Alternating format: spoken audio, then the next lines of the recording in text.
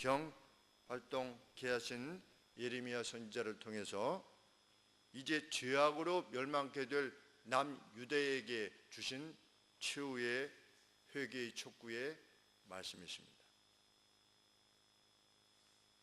돌아오라는 것입니다. 하나님은 먼저 이스라엘에 대해서 멀리 회상하신다 이렇게 말씀하십니다. 2절 말씀에 제일 말씀에 끝에 말씀에 내가 너를 위하여 기억하노라, 내가 너희를 회상하노라. 너희의 그때, 이때가 주전 600년이니까 그때가 언제입니까? 출애굽할 때 당시, 주전 1400년 당시, 그러니까 약 800년 전 너희를 내가 회상하노라. 그때부터 너희를 회상하노라. 그때 너희가 어떠하였다? 내 소년 때의 우위와, 우위라고 그랬는데 디보션이다 그랬습니다. 헌신. 너희 처음에 이스라엘을 이루었을 때 내게 대한 헌신, 나는 그것을 기억하노라.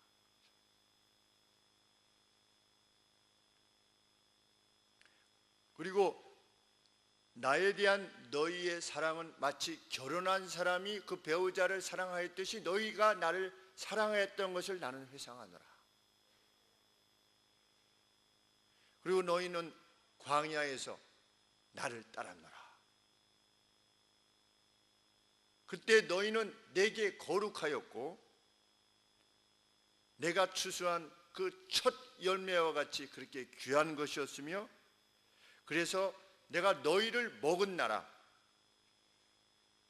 너희를 삼키는 자면 내가 다 벌을 줄 만큼 너희와 나의 사이가 그렇게 가까웠지 않았냐. 나는 그것을 회상하노라.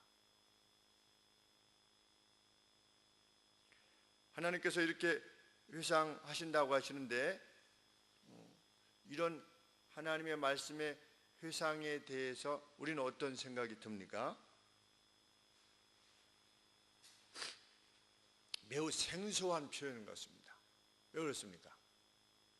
이스라엘 백성들은 광야에서부터 어떻게 했지요?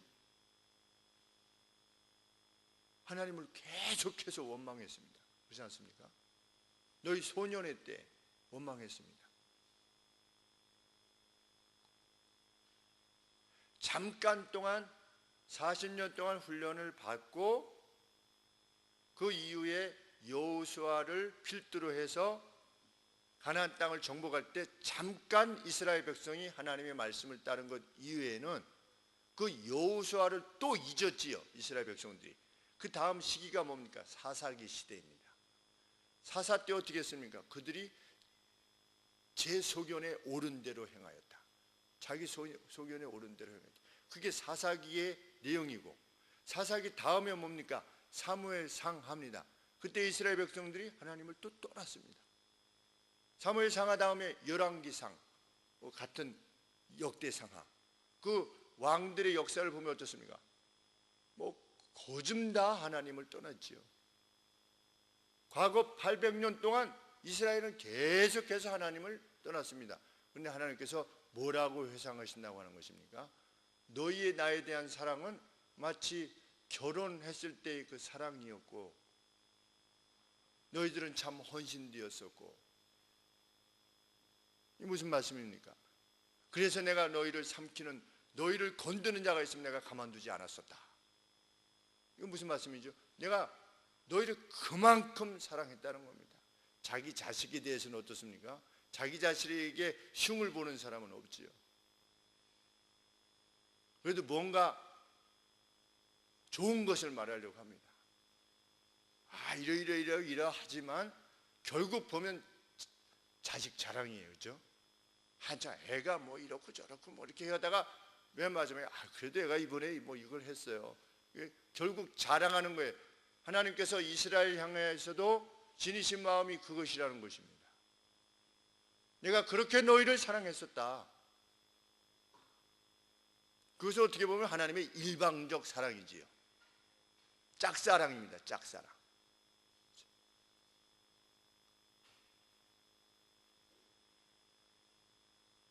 정말 이스라엘 전 역사를 보면 하나님의 짝사랑이죠.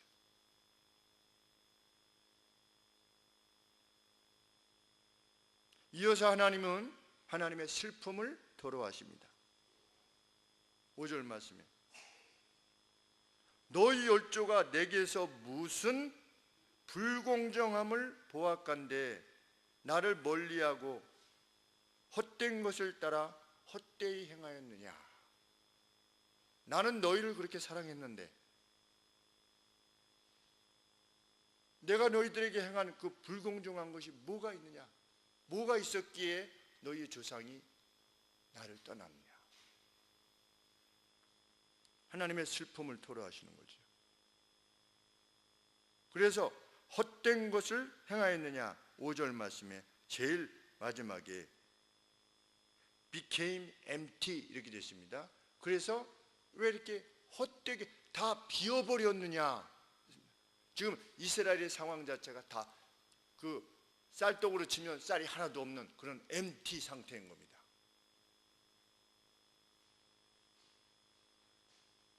하나님은 그것을 슬퍼하시는 것입니다. 그런데 5절 말씀에 너희 열조가 내게 무슨 불의함을 보았기에 이렇게 말씀하고 있죠. 너희가 내게서 무슨 불의함을 쫓았기에 이렇게 말씀하시지 않고 너희의 열조가 너희의 아비들이 내게서 무슨 불의를 보았기에 나를 떠났었느냐. 계속해서 현재 완료형이지요. 과거로부터 지금까지 계속 떠나온 겁니다. 이것은 무엇을 말하는 겁니까? 하나님께서 그 오랜 세월 동안 지켜보셨다는 거지요. 지금 초래되어지는 이스라엘에 초래되어지는 특별히 남유다에 초래되어지는 그 악한 결과들은 결코 내가 너희들에게 주는 것이 아니고 너희들 스스로 초래한 것이 아니냐.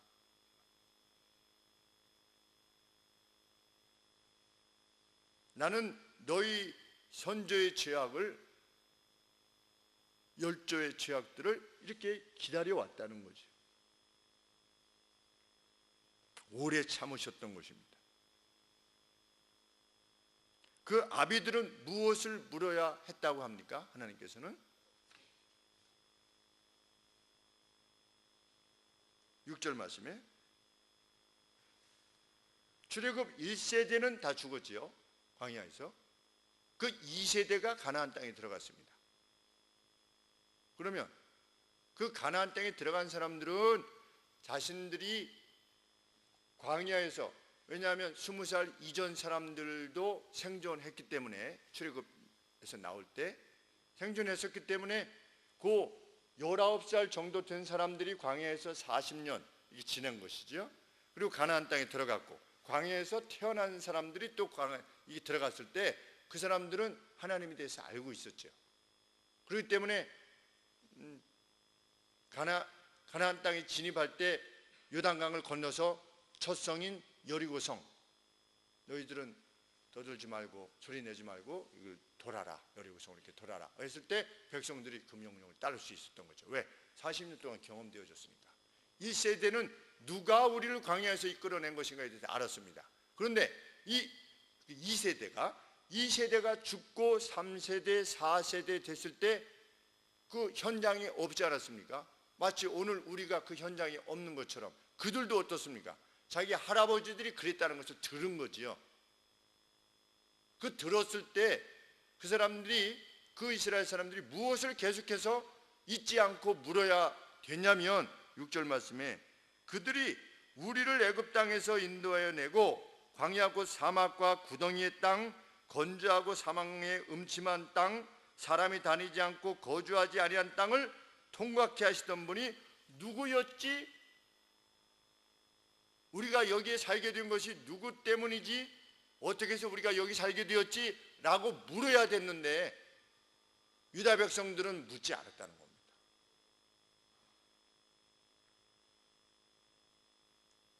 우리 인간으로 말하면 상놈이나 똑같은 거지. 나의 뿌리는 뭔가 묻지 않고 사는 겁니다. 이 김씨인데 이 김씨의 뿌리는 뭐냐? 그렇죠? 우리 아버지는, 할아버지는 뭐 하셨었나? 그 전에는 우리 조상이 누군가 이렇게 됐어 이렇게 되었구나. 그래도 사람이라면 그걸 물어야 되지 않습니까? 내가 어디로부터 왔는가? 그런데 이스라엘 백성은 하나님이 노예된 상태에서 이렇게 이끌어내셔서 젖과 꿀이 흐르는 가나안 땅에 두셨는데도 불구하고 그것을 누리면서 묻지 않았다는 겁니다. 누가 이렇게 하셨는가에 대해서 하나님을 완전히 저버렸다는 거죠. 하나님을 잊었다고 하는 것은 머릿속에서 잊었다 이런 차원이 아니라 그냥 버린 겁니다. 자기를 낳은 엄마를 버린 것처럼 버린 거지요. 묻지 않았도다. 어디 계시냐 말하지 아니하였도다. 6절 누가 너희의 부모 때부터 묻지 않았다. 묻지 않았지만 내가 말해주마 이겁니다. 하나님께서 7절 말씀에 내가 말해주마. 너희들은 묻지 않지만 내가 말해주마. 7절 말씀에 내가 너희를 인도하여서 기름진 땅에 들인 거다. 내가. 그래서 분명히 여기서 강조점이 있을 거다. 그래서 그 히브리어를 찾아보니까 히필이에요. 이거 뭐냐면 강조점, 강조하는 겁니다. 밥 먹었다. 난 밥 먹었다. 이거 할 때 내가 당신을 사랑합니다 라고 했을 때 I love you 이렇게 하지 않고 I do love you 그러면 어떻게 해요? 나 당신 진짜 사랑한다 이거 아니겠습니까?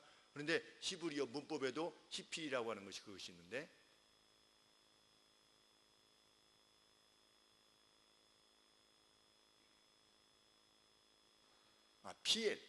PL이라고 하는 것이 있는데 그 용법을 사용한 겁니다.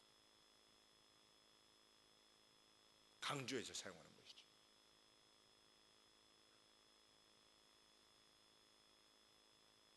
내가 너희를 그 비옥한 땅에 들인 것이다. 나를 다시 찾으라는 거지요. 그러나 너희는 어떻게 하였다? 7절 말씀 중반절에 그러나 너희가 이리로 들어와서는 내 땅을 더럽히고 나의 유업을 너희가 역겨움으로 만들었다. 하나님께서 그 땅을 보시기에 토하여 내칠 것만 같은 그러한 역겨운 땅으로 만들었구나 너희가. 그러면 하나님은 누구십니까? 인도하여 들이신 분이에요. 이 땅을 그렇게 만든 건 누구예요? 이스라엘 백성이라는 겁니다. 하나님은 어떻게 하나 보자 이래가지고 악으로 우리를 이끄시지 않는 분이라는 거죠. 자기 백성을 향하신 하나님의 선하심은 무엇입니까? 젖과 꿀이 흐르는 땅으로 인도하여 들이심이 하나님의 유일하신 뜻입니다. 그러면 사망과 재앙과 고통이 초래되는 이유는 뭐냐? 성경은 명백히 밝히기를 그것은 너희들 스스로의 죄가 너희에게 초래하는 것이다. 우리도 가만히 살펴보면 내가 직면한 이 어떤 재앙, 이 어려움들 이게 과연 어디로부터 온 것인가에 대해서 우리는 물어야만 되는 거지요. 나는 왜 이런 어려움에 직면하고 있는가? 가게에 흐르는 저주의 어떤 힘? 그게 아닌 거지요. 가게에 흐르는 저주의 이런 게 아니고 내가 초래했을 가능성이 큰 겁니다. 왜 성경의 대부분의 내용은 어떻습니까? 죄악의 결과로 아픔들이 초래되고 평강이 깨지고 나누어지고 하기 때문입니다.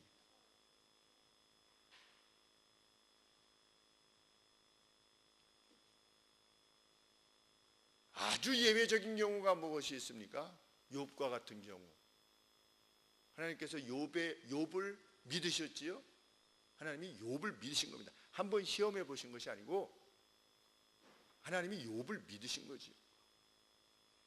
또 다른 예외적인 것이 뭐가 있습니까? 사도 바울이 몸에 병이 있을 때 낫게 해 주시옵소서 라고 했을 때 내 은혜가 네게 족하다 라고 하는 것.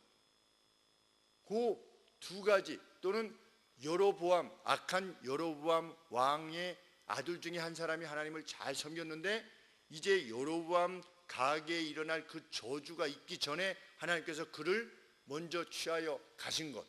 그래서 남아있는 사람의 입장에서 볼 때는 제가 하나님을 잘 섬기는데 왜 저 왕자만 이게 병에 걸려 죽는가?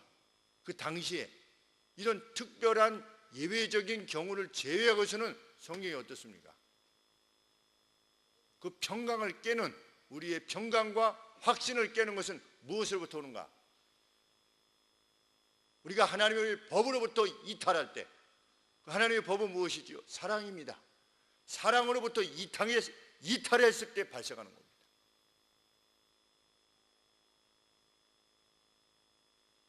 이스라엘은 하나님을 사랑하지 않았고, 같은 믿음의 동료들을 사랑하지 않았고, 자기의 배우자를 사랑하지 않았고,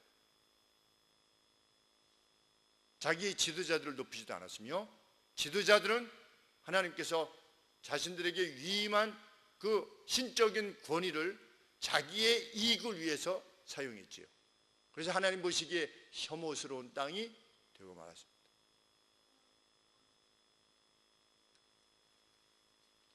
하나님은 그것을 말씀하십니다. 8절 말씀에 왜 가나안이 역겨운 것이 되었는가? 8절 말씀에 제사장들은 여호와께서 어디 계시냐 하지 아니하며,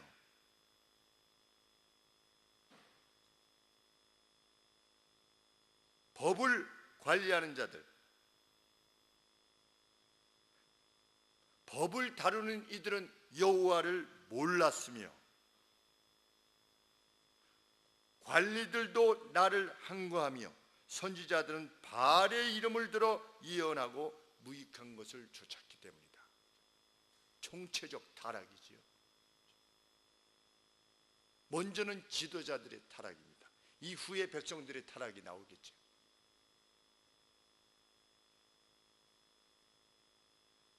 저희 동기 목사님 중에 한 분이 과천에서 사역을 하시다가 장로님하고 식사를 하시다가 장로님께서 말씀이 밥 먹여주냐고 이런 식의 말씀을 하셨어요. 그리고 개혁 그러는데 개혁이 뭐 밥 먹여줍니까? 이런 식으로 말씀하신 겁니다. 그래서 그것이 장로님의 생각이십니까? 밥 먹다 말고 목사가 물었어요. 그랬더니 노라고 하지 않았어요. 그래서 식사하다 말고 나와서 그 주간에 사퇴, 사직서를 발표하고 한 달 동안 다른 목사님 모실 때까지 기다렸다가 한 달 뒤에 사임을 하셨습니다. 그래서 지난번 월요일날, 이번 주 월요일날 만났습니다.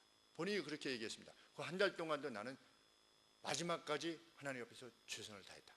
새벽기도 내가 다 인도하고, 그리고 마지막 저녁 예배까지 다 인도하고, 그리고 세우신 목사님이 하시도록 하고 내가 그만뒀다. 말씀이 밥 먹여줍니까?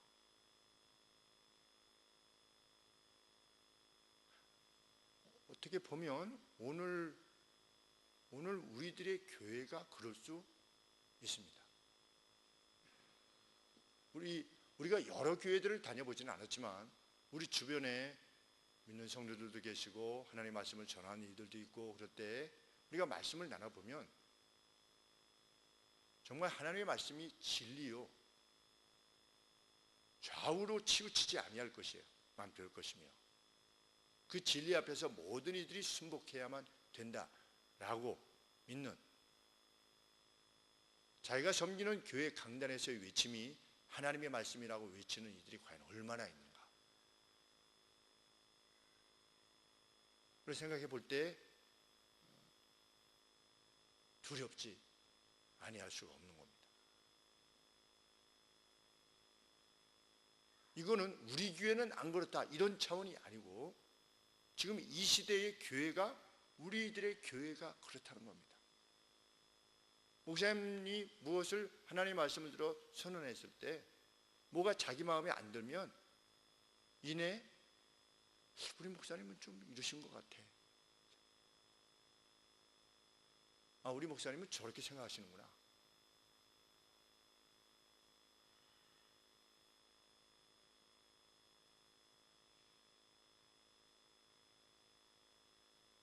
그것이 우리 한국 교회의 자화상일 것이라 저는 생각이 듭니다. 지금은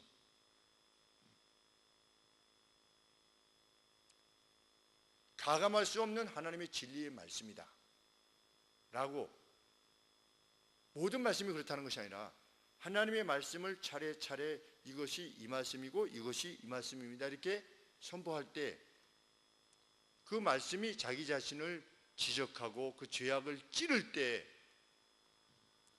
이것이 하나님의 말씀이니 내가 찔림을 받았을 때 성령께서 나를 경고하시는 것으로 알고 돌이키기보다는 목사님이 나들으라고 하는구나, 나든지, 아니면 목사님이 세상을 잘 모르는구나, 몰라서 저렇게 말하는 거구나, 만약에 생각한다면 이 유다가 직면했던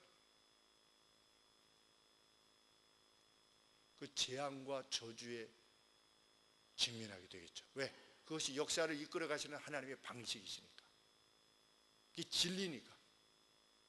그래서 우리는 돌아봐야만 됩니다. 남의 삶을 돌아보지 말고 내 삶을 돌아봐야 되는 거죠. 나는 하나님이 내게 말씀하시는 그 삶에 얼마나 충실했는가, 생명을 다하기까지 충실했는가.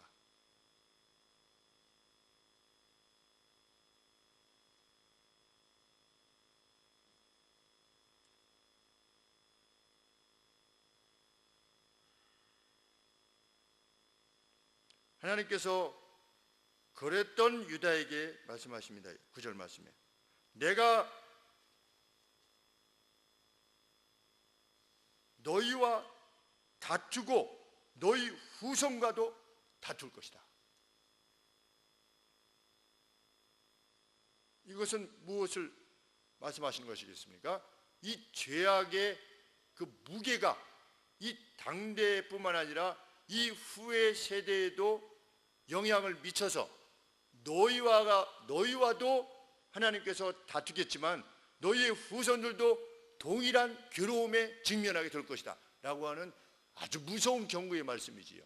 너희만이 아니고 너희의 후손들까지도 너희의 죄악의 그 영향이, 왜? 아비를 보고 배울 것이니까.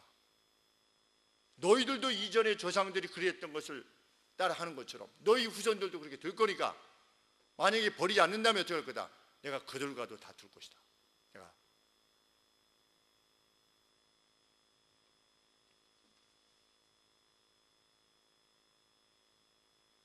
하나님께서는 그 유다의 말도 안 되는 배교에 대해서 이렇게 말씀하십니다.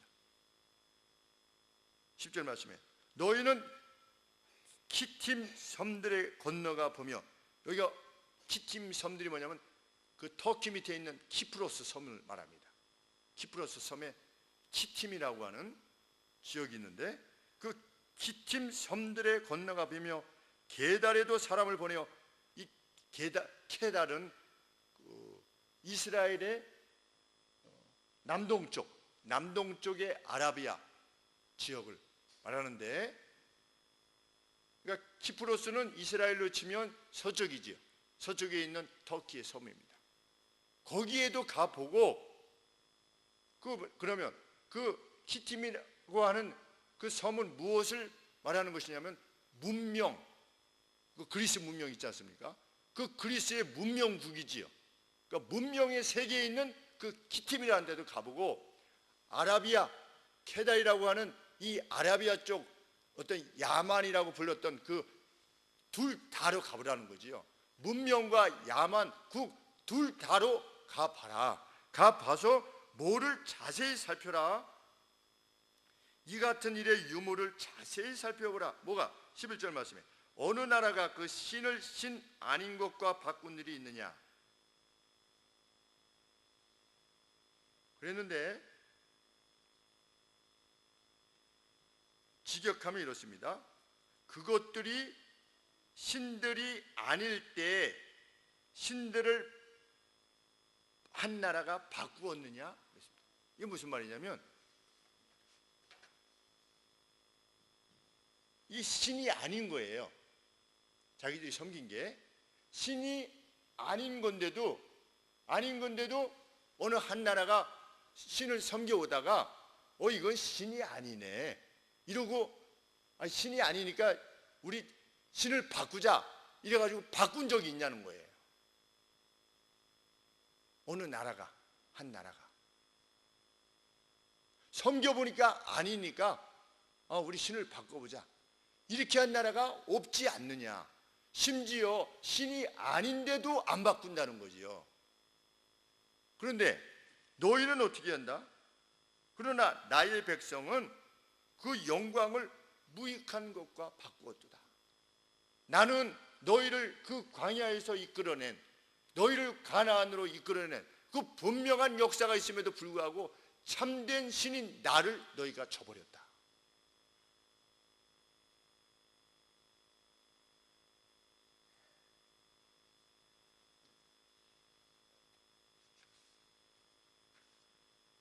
그것이 어떻게 가능한 일이냐? 하나님께서 자신에 대해서 변론하시는 거지.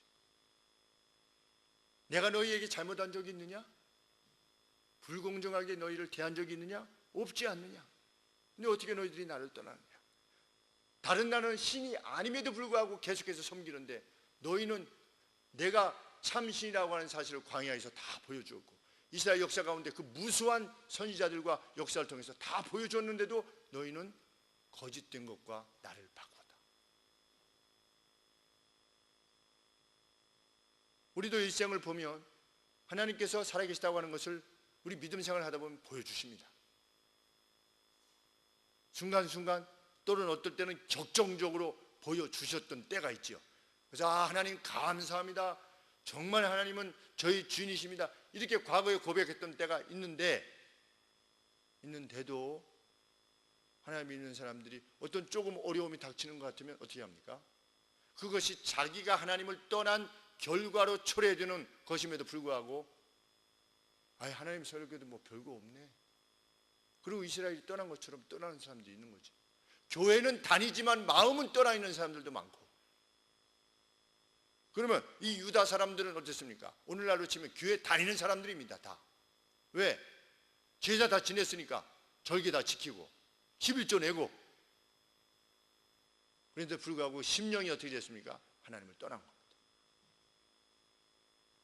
하나님의 방식을 떠난 거죠. 하나님을 사랑하기를 버렸고 하나님께서 말씀하신 것처럼 내 형제와 자매를 뜨겁게 사랑하려 했는데 다 버린 겁니다. 형제를 이익의 대상으로 삼은 거지요. 오늘 교회들이 무슨 의사들의 모임, 무슨 실업인들의 모임 가서 뭐 합니까? 이번에 사업을 이렇게 했는데 이렇게. 그게 무슨 교회입니까? 주일날 이게 성도의 교통입니까? 그게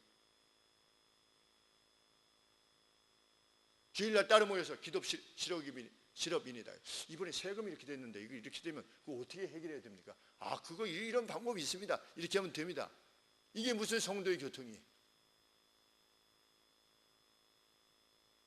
의사들의 모임, 의사들이 모여서 기독 의사들이 모여서 논해야 될 것은 무엇이지요? 우리가 이 치료 행위를 통해서 하나님의 영광을 어떻게 드러낼 것이냐? 그것을 논해야 되지 않겠습니까? 그런데 가령 그걸 어떻게 하고 있는지 잘 모르겠지만 가령 모여서 어떻게 하면 좀 의료보험공단에서 좀 이렇게 많이 받을 수 있나요? 라든지 이거 숫가만 가지고서는 안 되는데 무슨 좋은 다른 방법이 있습니까? 만약 이런 걸 혹시 묻는다면 그것이 어떻게 성도의 교통이 나올 수 있는 것이죠? 자기들의 관심사 중심으로 모인다. 골프 좋아하는 크리스찬, 교회 내에서 골프 클럽,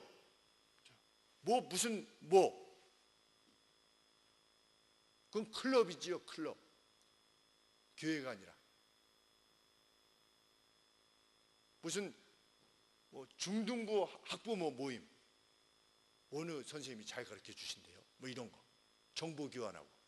그럼 이게 뭡니까? 파주맘이죠. 파주맘.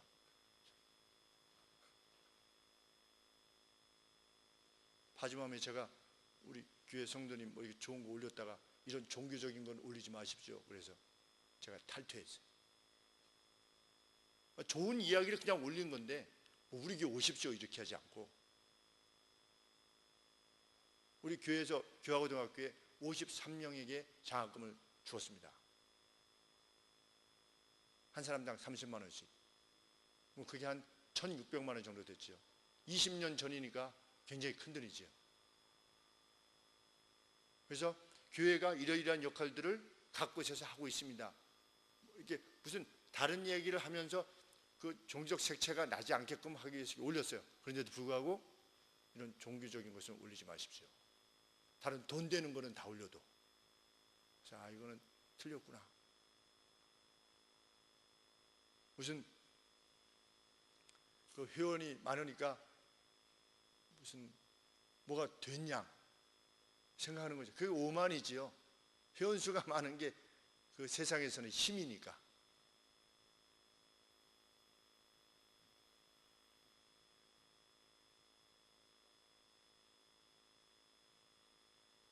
하나님께서는 경고하십니다. 12절 말씀에 너 하늘아 이 일을 인하여 놀랄지어다. 하늘이 어떻게 놀랄 수 있겠습니까? 그런데 하늘조차도 간담이 서늘해져야만 할 것이다. 무엇 때문에? 이제 그 죄악이 초래하는 재앙을 인하여서 이렇게 말씀하시는 것입니다. 몸서리쳐야 하며 힘이 떨지어다 두려워할지어다 엄청난 충격을 받아야 되는 그러한 사태가 일어날 것이다. 왜? 13절 말씀에 왜냐하면 그렇게 되어 있습니다. for 했습니다. 내 백성이 두 가지 악을 행하였기 때문이다. 곧 생수의 근원이 되는 나를 버리고 스스로 웅덩이를 팠기 때문이다. 그런데 그 웅덩이는 물을 저축할 수 없는 깨진 웅덩이입니다.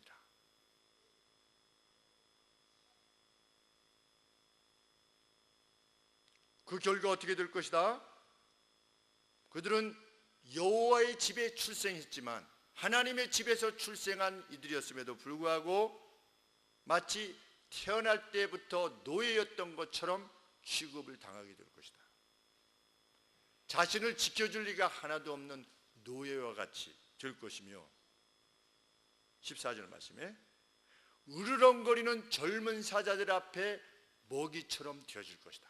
우리 동물의 왕국이나 또 내셔널 지오그래피 보면은 가젤 같은 것이 이렇게 이 어미 사자가 그 사냥 훈련을 위해서 가젤을 완전히 죽이지 않고 그냥 살짝 물었다가 놓지요. 그러면 젊은 사자들이 이제 새끼 사자들이 좀 커가는 사자들이 그 앞에서 사냥 연습을 합니다.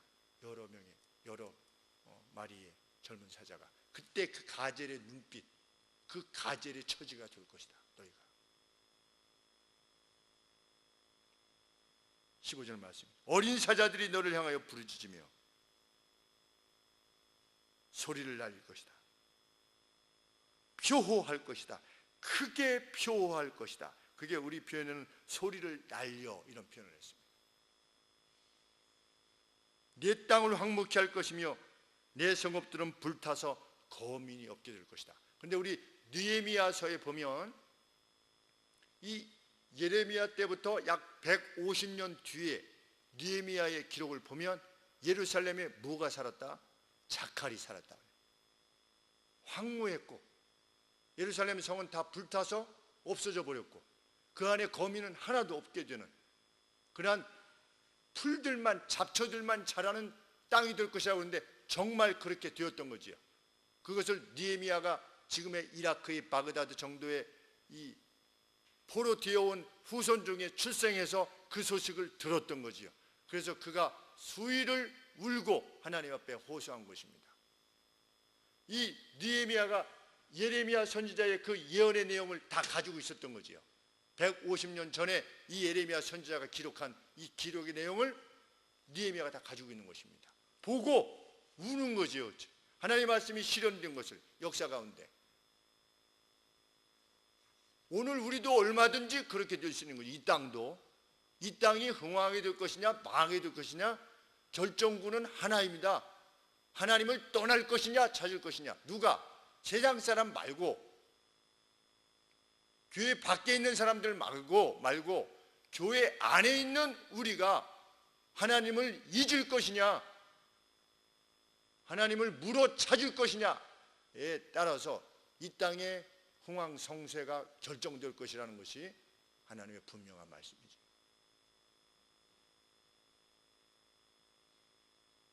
살아계실 때 저희 아버지 말씀에도 그렇고 우리 어르신 성도님들의 말씀에도 우리나라에 제대로 된 대통령이 한 번도 있어봤냐, 이런 말씀을 하셨어요. 그럼에도 불구하고 이 땅이 이렇게 축복의 땅이 된 것은 과연 누구 때문인가? 하나님이 이 땅을 복 주셨기 때문이다. 긍휼히 여기시고 우리가 그것에 아멘하게 되는 것이죠. 그러나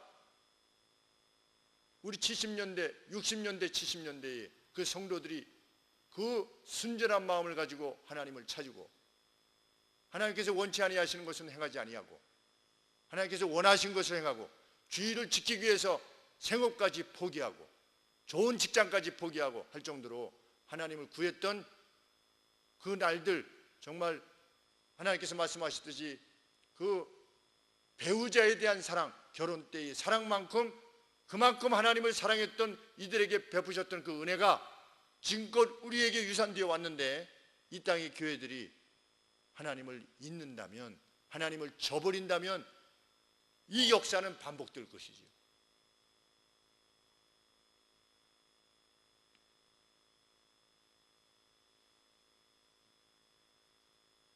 (16절) 말씀에 하나님은 경고하십니다. 놋 땅, 여기 놋은 뭐냐면 애굽의 북쪽 지역 멤피스라고도 한다고 하고, 또 어떤 학자는 애굽의 저기 남쪽에 있는 어느 지역이라고 그러는데, 여하간에 애굽 땅 사람들이 분명합니다. 놋과 다바네스 그 나일강 제일 하류에 있는, 그러니까 애굽의 가장 북쪽이지요. 시나이 반도하고 연결되어 있는 그쪽 땅인데, 다바네스의 자손이 내 머리를 깎아버릴 것이다. 이스라엘 사람들 중에 가장 수치가 되는 것은 무엇입니까? 머리를 깎이는 일입니다. 그러니까 대머리가 되는 거지, 깎아가지고서. 그것이 가장 수치가 되는 거지, 이스라엘 백성들에게는. 근데 그게 누가 그랬습니까? 노예가 그랬죠. 노예가 머리를 깎였지요. 16절 말씀에 놋과 다보네스의 자손도 내 정수리를 상하게 할 것이다. 깎을 것이다 말이죠. 노예의 처지에 이르게 될 것이다. 오늘날로 치면 너희의 형편이, 너희 그리스도인들의 형편이 가짜로 믿는, 나의 방식을 떠난 그냥 교회만 다닌, 그리고 네 방식대로 섬기려는 너희가 어떻게 될 것이다. 그 노예의 처지에 이르게 될 것이다 라고 하는 경고의 말씀을 들어야 되는 거죠. 하나님이 원하시는 것은 무엇입니까? 공평과 인애입니다. 우리 그리스도인들이 우리의 삶 가운데서 하나님이 주신 그 말씀대로 공평, 정의죠. 이게 과연 정의로운 일이냐, 이거 하나. 또 인애, 이게 자비에 속한 일이냐. 내가 내 배우자를 대하는 것이 참 정의로우냐. 그래서 제가 신혼 초에 이렇게 한번 크게 다퉜을 때, 에이, 그러고 집에서 나왔어요. 저희 집사람하고 다투고 나왔는데 이게 정의롭지가 않은 것 같아요. 왜냐면 저희 집사람은 영이 때문에 못 나오는 거예요. 저희 집사람이라고 저랑 같이 있고 싶었겠습니까? 그때 지금 다퉜는데 집사람도 나가고 싶냐, 영이가 지금 못 나가잖아요, 그렇죠? 근데 나는 그냥 그러고 이렇게 아래 내려와 가지고서 이렇게 계단에 앉아 있는데, 아, 이건 불공정한 것 같다. 안 되겠다. 그래가지고 다시 들어가서 미안합니다 이렇게 했던 게 기억이 납니다. 뭘 미안한지 잘 모르겠지만 여간에 당신이 나랑 살 때 늘 행복하게 만들어주겠다고 이렇게 네 이렇게 했는데 여하간에 이렇게 슬프게 해서 미안합니다 했던 게 생각이 나는데, 이게 정의냐는 거죠. 정의, 공정한 거냐. 심지어는 부부싸움에 있어서도 이게 공정한 거냐. 또 하나는 뭡니까? 이게 인애에 속한 거냐. 부부싸움할 때 막 격렬하게 싸우지만 그 인애는 어떻게 인애해야 됩니까? 논리만 말해야죠. 논리만. 그렇죠? 그리고 격을 갖춰서 말해야죠. 그래서 싸울 때 어떻게 해야 되는 겁니까? 감정이 안 좋을수록 경어를 사용해요. 극존칭을 사용하죠. 이렇게 되면 안 되시지 아니하겠사옵나이까, 이렇게 이런 그 언어를 사용해야 된다는 겁니다. 그렇죠? 우리가. 그러니까 심지어는 뭐까지도 이런 어떤 우리가 살다 보면 참 그 좋은 표현인데, 우리 그리스도인들도 삶의 모든 부패에 참여하게 된다. 우리 그리스도인들은 뭐 싸움도 없고 뭐 여자를 봐도 보면 아무런 뭐 그런 저것도 없고 그렇게 만드시지 않고, 우리도 다 삶의 모든 것에 대해서 유혹도 느끼고 두려움도 느끼고 이렇게 하지만, 분노도 느끼고 이러지만, 그 가운데서도 어떻게 하는 것입니까? 이것이 과연 인애에 속한 거냐, 이게 정의에 속한 것이냐, 그러니까 평등한 거냐는 거지요. 그러니까 우리가 회사에서 어떤 일을 행할 때도 그 하청을 주는 그 사람들에게 갑질을 하는 것이 과연 합당한 것이냐? 아닌 거지요. 갑에 대해서도 고마워하는 거죠. 오늘 엘리베이터 고치러 오셨는데 젊은 분이 오셨어요. 그래서 제가 혹시 제가 도와드릴 일이 있으면 언제든지 말씀하세요. 그랬더니 네, 기쁨으로 이렇게 했는데, 그분이 엘리베이터 수리하다가 이 봉투 좀 주세요. 그래서 네, 그랬더니 왜 그러세요? 그랬더니 쥐가 죽어 있대요. 저기 제일 아래, 이제 엘리베이터 이렇게 내려가면 제일 밑에 이제 아마 그 비가 많이 와가지고 쥐가 이렇게 들어왔다가 못 나가서 죽었나 봐요. 그 쥐를 이렇게 담아가지고, 고맙습니다. 참 이게 본 업도 아닌데, 본 직무도 아닌데 이렇게 이것까지 해주고 가시는데, 고맙습니다. 근데 기꺼움으로 이렇게 하더라고요. 한 마리, 두 마리, 12마리. 그래서 이제 제가 봉투로 해가지고 이게 받아가지고 싸가지고서 이제 바로 버렸어요. 저기 그동안에 그래서 이게 엘리베이터 안에서 좀 약간 좀 찜찜한 냄새가 나서 제가 오늘 이렇게 하는 걸 이렇게 뿌려놔서 지금 냄새가 이게 다른 냄새가 나는 겁니다. 그냥 고맙잖아요, 그렇죠? 그래서 저희 여기서 딴 토마토 냉장고에 누가 넣어놓으셨더라고요. 그래서 가장 좋은 토마토 2개를 이렇게 씻어가지고 이렇게 드렸어요. 네, 감사합니다. 이제 그런 직원을 데려다가 쓰면 정말 일이 잘 될 것 같아요, 그렇죠? 누가 엘리베이터 고치러 왔다가 그 밑에 뭐가 있다고 그 죽은 쥐를 이렇게 하겠어요, 그렇죠? 성도인지 아닌지는 제가 아직 못 물어봤어요. 근데 앞으로 자주 만나게 될 거라고 그러니까 제가 한번 물어보려고 그래요. 그러다가 그렇게 보아두고 있다가 나중에 어떤 좋은 자리가 있으면 어떻게 하는 겁니까? 소개해 주는 거지.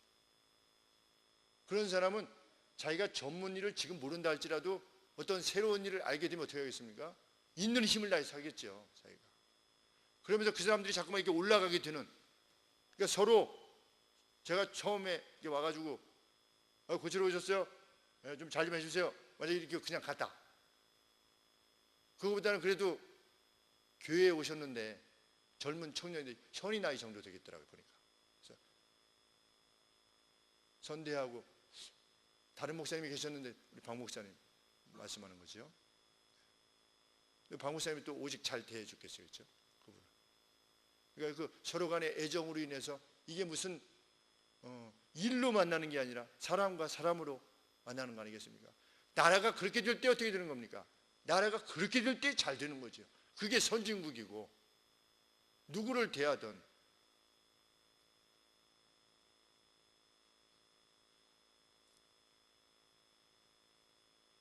가해자가 검사를 만나도, 그렇죠? 검사가 어떤 문제되는 가해자를 만나도 그를 멸시하지 않고 검사로서의 직은 행하되 멸시하는 것이 아니라 그를 존대하되 법이 정한 테두리 내에서 있는 힘을 다해서 그의 상황을 살피고 왜 그가 범죄하게 되었는가, 어떤 문제를 행했는가, 그래서 그 사실 자체에 대해서만 그를 대하는. 그래서 현이가 현이를 스웨덴에 데리고 가는 그 에릭이 검사 보라고 해서 와 이랬더니 그 에릭이 뭐라고 했다고 했습니까? 공무원. 그냥 공무원인 거지요. 검사 공무원인 겁니다. 판사 공무원이지요. 생사 여탈권을 지닌 사람으로 자기를 생각하지 않는 거지요. 나는 이 나라에 그 어쩔 수 없는 악과 어려움이 있는데 그 악을 어떻게 하면 최소화할 것이냐, 그 영향을, 그것을 생각하는 사람이 재판관 아니겠습니까? 검사고 그 일을 위해서 그 길을 가야 되고. 또 근데 우리 그리스도인들이 그 역할들을 뭐 산업계에 나가서 사법부나 입법부에 나가서 그 일들을 인애와 공평으로 감당한다면 그 땅이 잘 되는 거죠. 그 땅이 잘 되는 이유는 하나님이 그들을 축복하시기 때문인 것이죠. 사업도 마찬가지고. 근데 이스라엘이 떠났다는 겁니다. 하나님의 말씀을 다 알면서도, 우리도 다 알지요. 이미 하나님의 뜻이 무엇인가 다 압니다. 그런데 단지 행하지 않을 뿐인 것이죠. 이 땅의 교회가 이럴 수는 없는 거죠. 심지어는 장로가 아닌 자가 자기를 장로라고 말하고,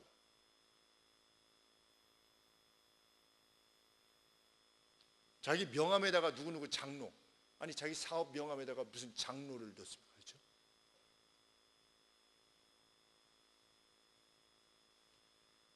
우리 목사들도 무슨 뭐 세계째 안 들어가는 사람이 없어요. 명함 가지고 있는 사람 치고. 세계 부흥사 협회 무슨 이사, 세계 부흥사가 어디 있어요?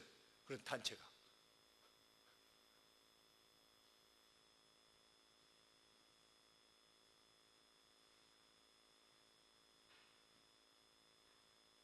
그런데 그렇게 하나님이 선지자를 통해서 그들의 죄악을 지적하셨을 때 18절을 말씀해 보시면, 내가 시올의 물을 마시려고 애굽길에 있으면 어찌미며 또 유프라데스의 강을 마시려고 아수르의 길에 있으면 어찌미뇨. 그러니까 죄악으로 말미암아 고통이 왔을 때 그들이 하나님을 찾은 게 아니고 어떻게 한 겁니까? 아시리아로 간 겁니다. 유프라데스 강이 있는 아시리아로 가서 도움을 청하고, 애굽으로 가서 도움을 청하고. 참 뭐라고 그럴까, 그런 그리스도인들의 모습을 보면 참 처량하지요. 처량합니다. 하나님을 떠나서 이 사람이 날 좀 도와줄래나? 저 사람이 좀 나를 도와줄래나? 이렇게 하면 좀 여기서 벗어날래나? 그 처량한 인생을 일생 동안 살게 되는 겁니다. 근데 남유다가 그랬다는 겁니다. 근데 오히려 그 도움을 청했던 자들에 의해서 괴로움을 당한 것이죠.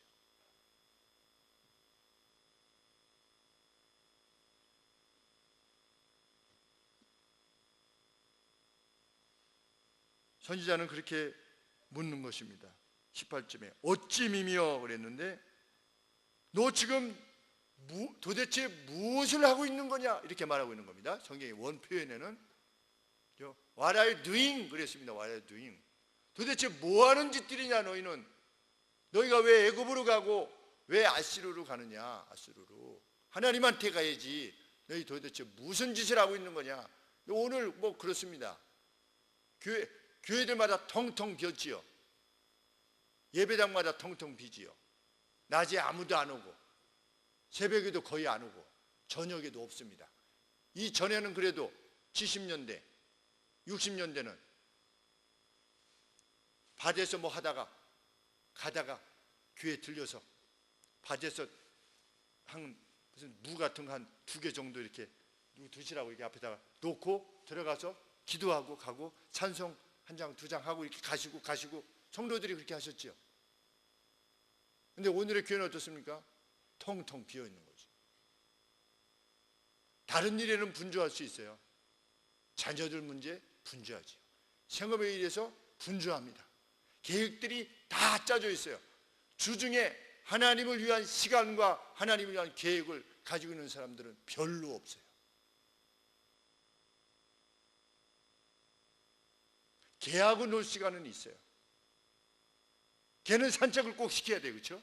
개는 똥을 누워야 되고, 고양이는 이빨을 닦아줘야 되고 자기 전에. 그런데 주님을 찾아 나오는 시간은 없어요.